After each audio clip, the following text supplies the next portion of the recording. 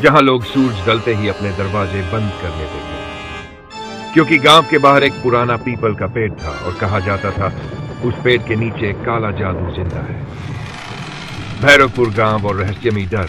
भैरवपुर दिखने में साधारण था, लेकिन रात होते ही वहां की हवाएं भी अजीब तरह से सरसराने लगती थी। गांव के लोग कहते थे जो पीपल के नीचे गया वो वापस नहीं आया, और अगर आया भी तो वो पहले जैसा नहीं रहा।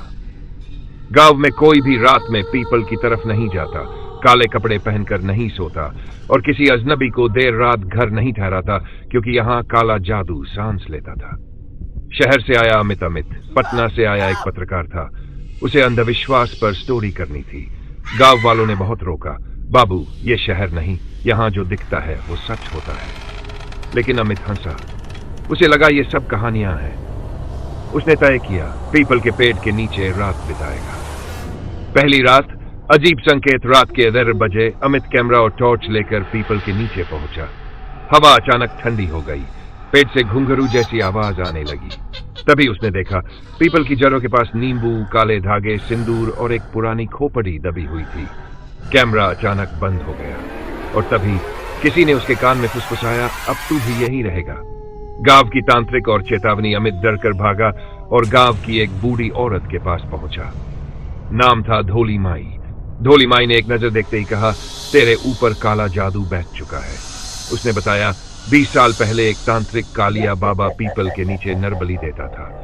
गांव वालों ने उसे जला दिया, लेकिन मरते मरते उसने मंत्र बांध दिया, जो भी सच जानने आएगा वो उसका बदन बनेगा। काले सपनों की शुरुआत। उस रात अमित सोया, लेकिन सपने नहीं आए, डर आया। उसने देखा वो पीपल के नीचे बंधा है और कोई उसकी छाती पर मंत्र लिख रहा है। सुबह उसकी पीठ पर काले निशान उभर चुके थे और उसकी आवाज अब पहले जैसी नहीं थी। मौतें शुरू होती हैं। अगले 3 दिनों में गांव में 3 मौतें हो गई।